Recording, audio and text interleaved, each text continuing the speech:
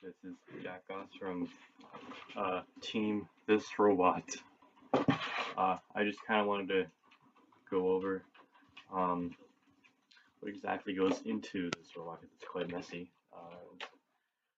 It may seem a little complicated, but I just wanted to kind of go over what goes into this, how it works, uh, things I like and dislike about it. The main feature of this robot is probably this spinner right here. It uses this 60-watt motor here, and it spins at around 4,000, 5,000 RPM, which is around 112 kilometers per hour, which is pretty fast. Um, and yeah, this is just, as of now, it's being powered by this relay switch, wherever it is. This tiny little relay controls this huge motor. This draws like 5 amps. Um, I think it's still current, maybe around 5 amps or so. And yeah, the tiny little contacts in this just run it, and I'm surprised it hasn't burnt. Um, at one point, I did have variable speed using a motor controller, a PWM controlled motor controller, but it just blew up in the first fight that I started using it. So I cannot use it. I'll either have to spend money on a bigger motor controller or just suck it up and use the relay switch and only have one speed. Um, Probably then one of the other main features is its drive. It has a relatively strong drive compared to the opponents that I've fought in the past, and that is because of these big motors. These are like 24-watt motors, and I can actually take these off and show you. So I'm going to do that right now.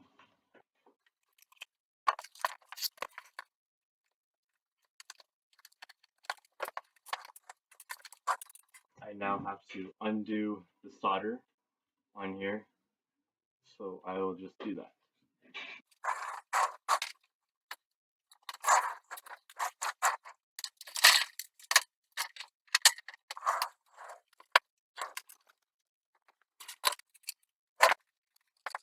Now I wait for the soldering iron to warm up.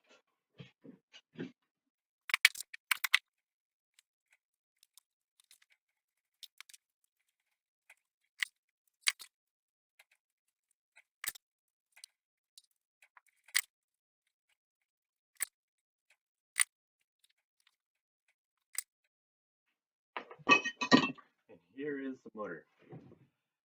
It's it is not a gear motor. This entire thing is a motor. It is direct driving this wheel, and that's because it is a relatively slow motor. It only spins at maybe around 1,000 RPM. And the wheel is quite small. It's relatively small. It allows for a good amount of power. These again are 24-watt motors. They don't pull that much power. I'm only running with 12 volts, and they have some decent pushing power. It's enough to lug this whole robot, and it weighs like 10, 12 pounds in the end. It's a pretty heavy robot. And yeah, this is pretty good. They're easy to fix. I've had a couple problems with the coils inside breaking because of some wear, and I was easily able to fix that because the coils are quite thick. And yeah, these are just great motors. I got them from Princess Auto for like $4 each. They're really inexpensive for what I got them for. And yeah, not much to say about them. The really nice thing about it is that um, inside it's not a shaft; it's a square hole, and this shaft just sits in there. It goes in, fits perfectly, and it's actually a Vex Robotics shaft. It's compatible with Vex Robotics, and this is a Vex wheel. And this motor just happens to work great with that. And it's not a Vex motor; it's just like I don't even know what it is, but it's just a motor of some sort, and it just works with it. It's compatible. So I put this in, put a little bit of glue inside just to hold it better, make sure it doesn't fall off too easy. And yeah, this is just what I use. It's a motor direct driving wheel. The chassis is made of medium density fiberboard, or MDF, and to attach these motors, I simply drilled holes here and here and used some reusable cable ties just to strap it. I got pretty lazy with it. I didn't want to put too much effort into like building a mount or anything, so I just took this and I put it here and just strap these with the cable ties. And the nice thing is I can just take it off whenever I need to and maintenance them. And yeah, this works. I've never really had an issue with this getting loose because it's cable ties. That's not really what they do. And yeah, it's a simple mount.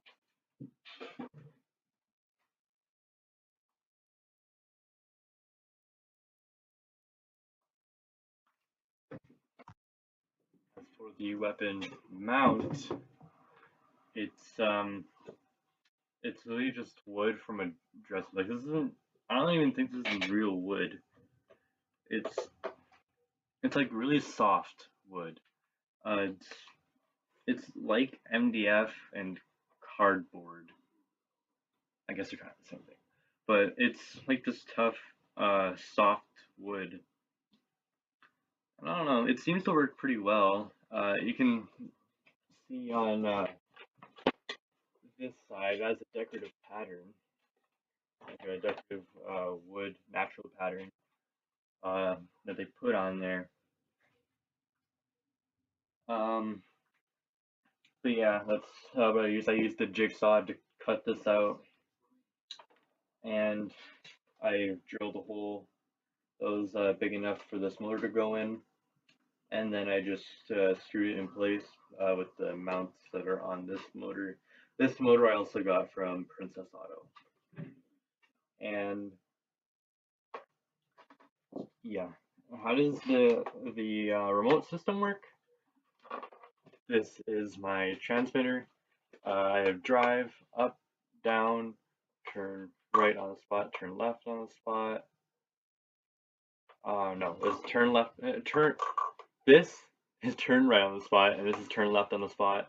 This is to turn the right motor. This is to turn left motor forward, and this turn the right wheel backward, and this turn the left wheel backward. Yeah, and this is the weapon. So I have right hand on here and left hand on here. And I also have a switch to reverse the drive to make this forward, no, this backward and this forward. Um, yeah, the signals go to this receiver here. It's hard to see under the mess of wires.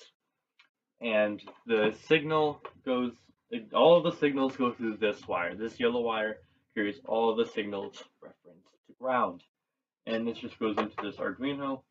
Um, there's an Arduino Nano there, and it decodes that signal, and it outputs 5 volt signals to the relays. I have 4 drive relays here. 2 of them go to each drive motor, and of course I have the weapon relay. The weapon relay used to be the motor controller, which the Arduino also has the code to manage. Just outputs a PWM signal that goes to the motor controller to control this, and it also has the code to do motor controllers for the wheels if I ever want to do that. These small relays are not big enough to control these. They will weld internally and stick. So, my grand solution was simply to get these small relays to power these big relays to power the motors. These are 12 volt, 40 amp relays. It can allow lots of power to go through them, and way more than enough for these motors. And yeah, somehow this small relay can power this motor without a problem, but that's just how it is. Probably because these relays have to break the motors when they're not turning. That's just simply how the circuit is. Um, my battery is this beast as of now. It is a 12-volt, 7 amp hour lead acid battery. I don't want to be using this. I want to use a lithium battery of some sort.